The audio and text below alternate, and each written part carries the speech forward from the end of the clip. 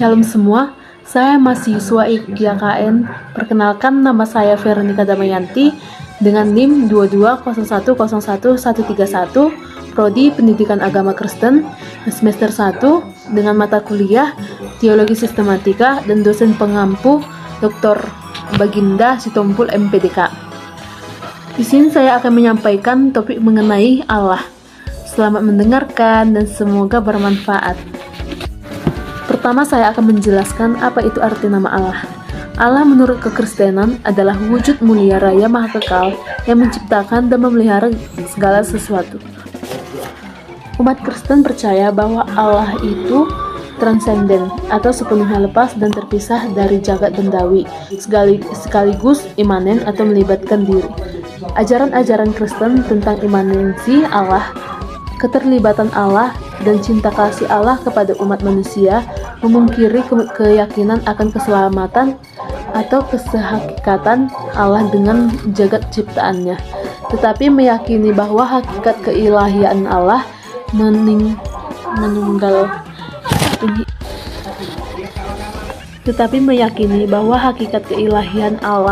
menunggal dengan kodrat kemanusiaan di dalam pribadi Yesus Kristus melalui peristiwa yang disebut dengan inkarnasi. Fikrah Kristen purba tentang Allah terjabarkan di dalam surat-surat Paulus maupun di dalam syahadat Kristen yang menandaskan kemahaesaan Allah serta keilahian Yesus. Meskipun beberapa sekte Kristen purba, misalnya kaum Ebioni, konsep bahwa Yesus itu satu dengan Allah diterima umat Kristen dari bangsa non-Yahudi yang lebih banyak jumlahnya. Artikel ini mengutamakan pembahasan tentang Allah dari sudut pandang kekristenan versi Konsili Nikea.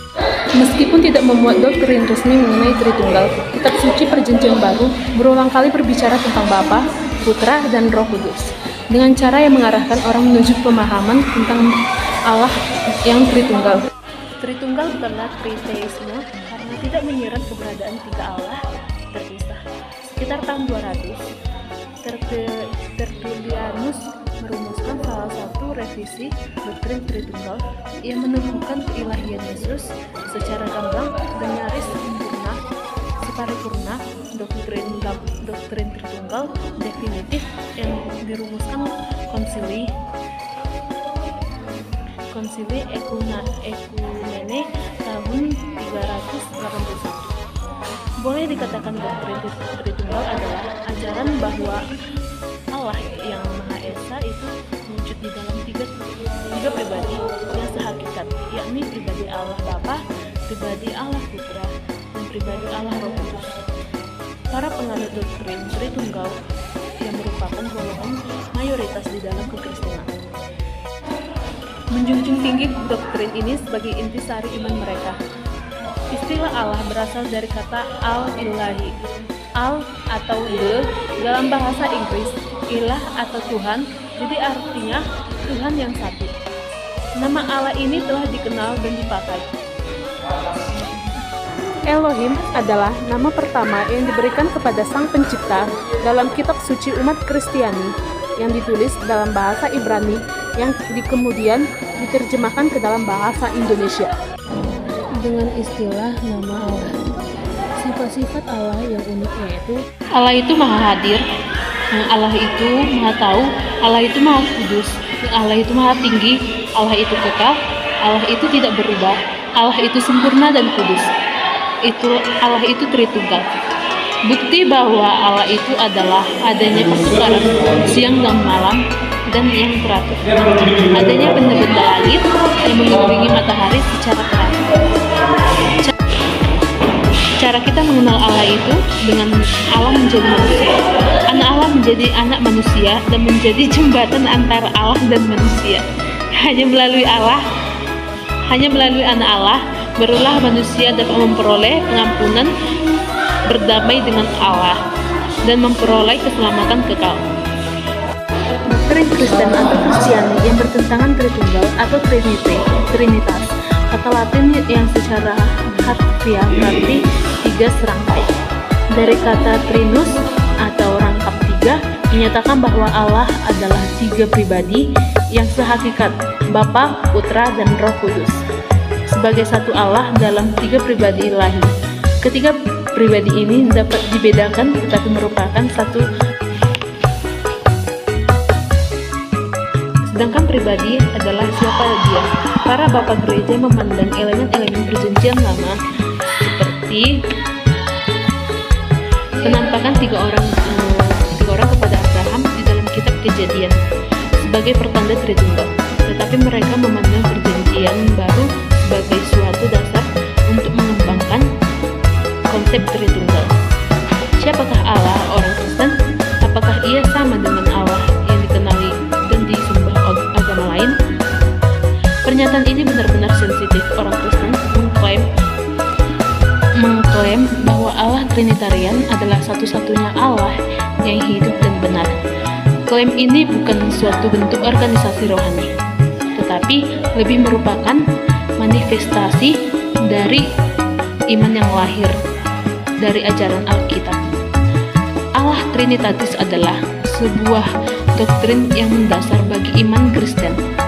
Kepercayaan atau ketidakpercayaan pada Trinitatis menandai kekristenan sejati atau bukan.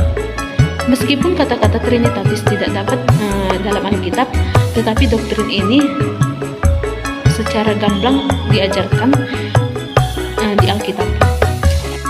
Sejarah meneguhkan kebenaran ajaran Trinitas ini, sekalipun sejak abad gereja mula-mula telah timbul ajaran yang berusaha untuk menentang ajaran Trinitas ini. Kalau bicara tentang definisi Trinitas, istilah Trinitas berasal dari kata Inggris atau Trinity, merupakan gabungan dari kata tri yang berarti 3 dan unity yang berarti kesatuan. Jadi kata ini digunakan untuk menekankan kesatuan di antara pribadi dalam Trinitatis, tetapi juga menekankan keterpisahan dan kesetaraan dari 3 pribadi dalam Trinitas.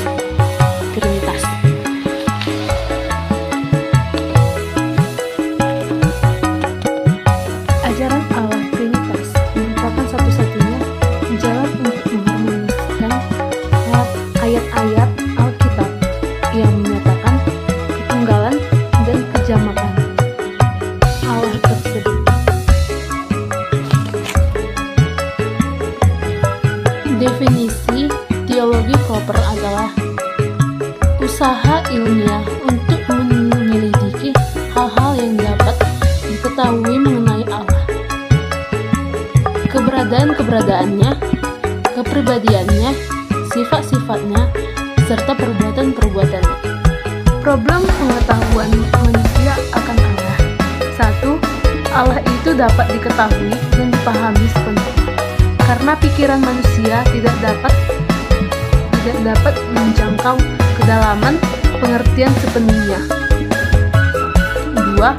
Allah dapat dikenal oleh manusia, yang tertulis di dalam Yohanes 14 ayat 7. Ciri-ciri pengenalan akan Allah.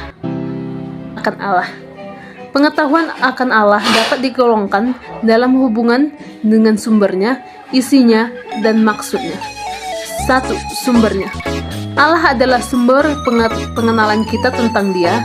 Semua kebenaran adalah kebenaran Allah. Jika Allah memperkenalkan dan menyatakan dirinya, maka manusia dapat mengenal secara benar. Kebenaran Allah itu telah dinyatakan melalui Kristus dan para rasul-rasulnya, yang tertulis di dalam Yohanes 1 ayat 18 dan Yohanes 14 ayat 7. Juga janji Kristus tentang datangnya Roh Kudus untuk mengungkapkan kebenaran, agar orang percaya dapat memahami dan mengenal Allah dengan benar. 2. Isinya. Pengenalan akan Allah didasarkan pada fakta-fakta dan hubungan pribadi dengannya. Mengetahui fakta-fakta tentang seseorang tanpa mengenalnya secara pribadi adalah terbatas. Sebaiknya mengenal seseorang tanpa mengetahui fakta-faktanya adalah dapat fakta-faktanya adalah dangkal. Karena itu, pengetahuan teologi harus memperdalam hubungan kita dengan Dia, yang pada gilirannya menambahkan kerinduan kita untuk lebih mengenal Dia. 3. Maksudnya menuntun orang untuk memiliki hidup yang kekal, yang tertulis dalam Yohanes 17 ayat 3 dan 1 Timotius 2 ayat 4. Membantu perkembangan pertumbuhan Kristen, yang tertulis dalam 2 Petrus 3 ayat 18.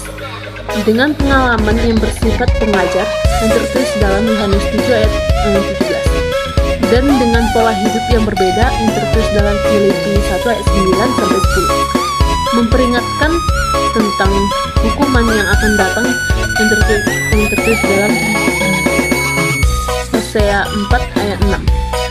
Menimbulkan penyembahan yang benar akan Allah, tertulis dalam Roma 11 ayat 33 sampai 35. Persyaratan pengetahuan tentang Allah. 1. Allah lah yang akan mengambil inisiatif untuk menyatakan dirinya sehingga manusia dapat mengenalnya. Tetapi tanpa itu tidak ada jalan manusia dapat mengenal Allah. 2. Allah memberikan bahasa untuk berkomunikasi. Allah merencanakan dan memberi bahasa kepada manusia pertama, yang tertulis dalam Kejadian 1 ayat 28 sampai 30, supaya manusia dapat berkomunikasi dengan Dia. 3. Allah menciptakan manusia menurut gambarnya. Karena itu, manusia mempunyai akal inteligensi sehingga dapat mengerti arti dari kata-kata, logika, dan kalimat-kalimat dan ungkapan-ungkapan. 4. Allah memberi Roh Kudus kepada orang-orang yang percaya guna untuk menyatakan perkara-perkara dari Allah, yang tertulis dalam Yohanes 16 ayat 13 sampai 15.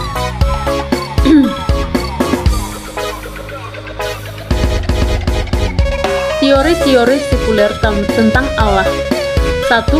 Deisme, pandangan yang menyatakan bahwa dunia ini adalah mekanisme yang biasa mengatur dirinya sendiri dan Allah meninggalkannya setelah Ia menciptakannya dan membiarkannya berkembang sendiri. 2. Ateisme, penyangkalan akan kenyataan adanya Allah. 3. Skeptisisme, keraguan kenyataan akan adanya Allah atau tidak percaya. 4. Agnostisisme, paham yang menyangkal bahwa Allah bisa dikenal atau dimengerti. 5.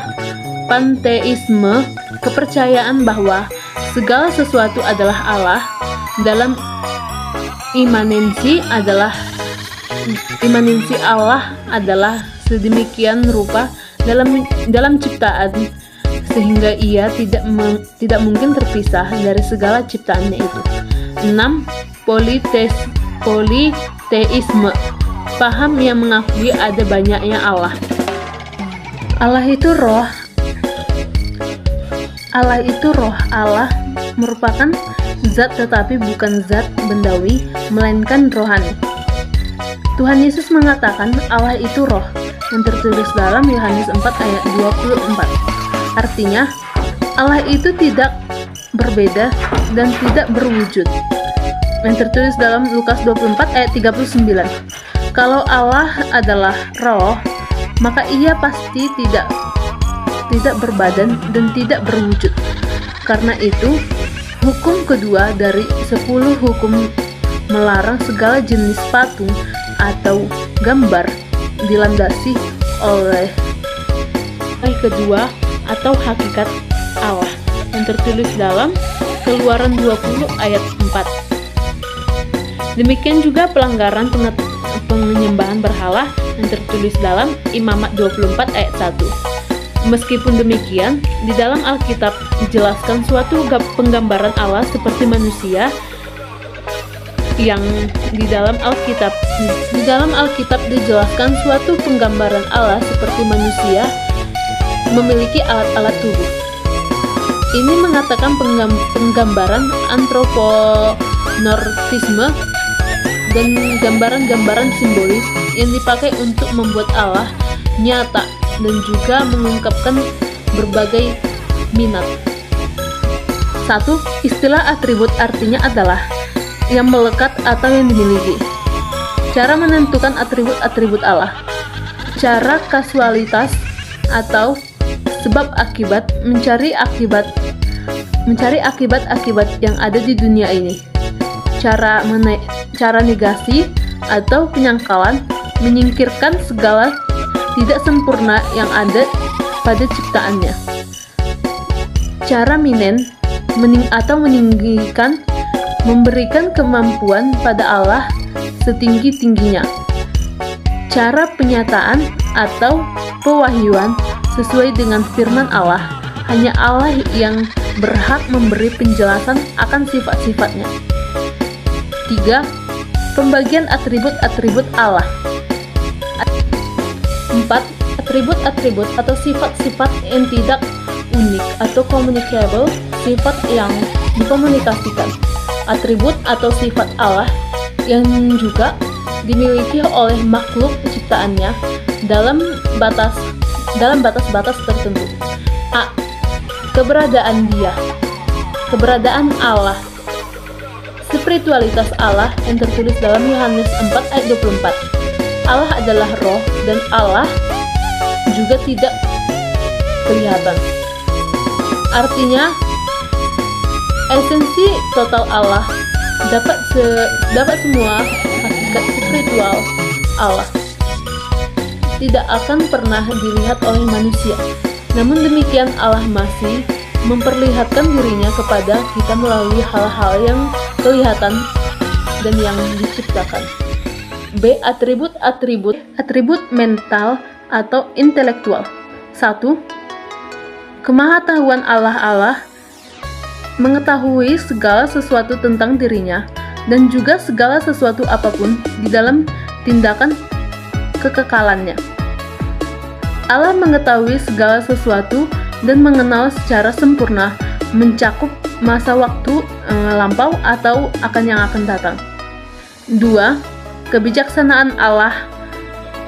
Allah selalu memilih tujuan yang terbaik dan cara yang terbaik untuk mencapai tujuan itu, yang tertulis dalam Roma 16 ayat 17. 3. Keberadaan dan kesetiaan Allah. Allah adalah yang benar, yang semua pengetahuan kebenaran dan janji-janjinya adalah benar dan menjadi standar akhir dari kebenarannya, yang tertulis dalam Yeremia 10 ayat 10-11. Atribut moral. 1. Kebaikan Allah. Allah adalah standar akhir atau utama dan kebaikan, bahwa semua hal tentang Dia dan perbuatannya adalah baik, yang tertulis dalam Mazmur 100 ayat 5. 2. Kasih Allah. Allah dalam kekekalannya memberikan dirinya kepada orang lain, yang tertulis dalam 1 Yohanes 4 ayat 8. 3. Belas kasihan. Kemurahan, kesabaran Allah, kebaikan Allah terhadap orang-orang yang menanggung derita. 5. Kedamaian Allah dalam hakikat dirinya dan tindakan-tindakan Allah sangat tertib, teratur, dan terkontrol, yang tertulis dalam 1 Korintus 14 ayat 33. 6. Keadilan keberadaan Allah. Allah selalu bertindak sesuai dengan apa yang benar dan Ia sendiri menjadi standar kebenaran itu, yang tertulis dalam Ulangan 32 ayat 4. 7. Kecemburuan Allah. Allah senantiasa melindungi kemuliaannya, yang tertulis dalam 2 Korintus 11 ayat 2.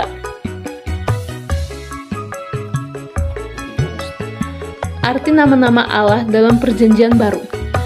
Theos, bentuk yang setara dengan Elohim dalam PL, atau dipakai juga untuk Allah orang kafir. Dalam pemakaian PB, Theos memiliki arti A. Ia satu-satunya Allah yang benar dan esa. B. Dia unik, yang benar, yang kudus, yang bijaksana. C. Ia transenden pencipta, pemelihara alam semesta. D. Ia juru selamat mengutus anaknya menjadi penebus. E. Kristus dalam keberapa nats PB disebut sebagai Allah.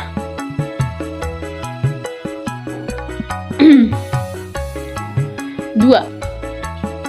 Kurius atau Kyrios, nama eksplisit Allah seperti YHWH dalam perjanjian lama, artinya Alfa dan Omega, yang dulu ada, yang sekarang ada, yang akan tetap ada, yang awal dan akhir, yang tertulis dalam Wahyu 1 ayat 4.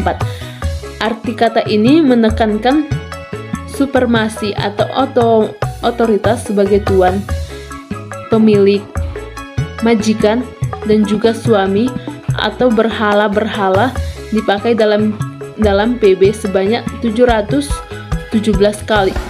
Kebanyakan terdapat dalam surat-surat Paulus dan Injil Lukas, mengingatkan keduanya menulis kepada orang Gerika. Pada waktu sebutan ini digunakan untuk Allah sebagai Kurios, hal ini menekankan pada 1. Karyanya sebagai pencipta, 2. Kuasanya yang dinyatakan dalam sejarah, 3. Penguasaannya terhadap alam semesta secara adil. Berhubungan dengan Allah, maka arti ini adalah menyatakan kuasanya dalam sejarah, dalam alam semesta, dalam keakhirannya. Kristus disebut sebagai Kurios atau Tuhan, juga Rabi atau Tuan, yang tertulis dalam Matius 8 ayat 6. Pernyataan Thomas, perjanjian lama oleh orang-orang. Demikian pemaparan saya mengenai Allah. Semoga topik ini bermanfaat bagi semua. Shalom dan terima kasih.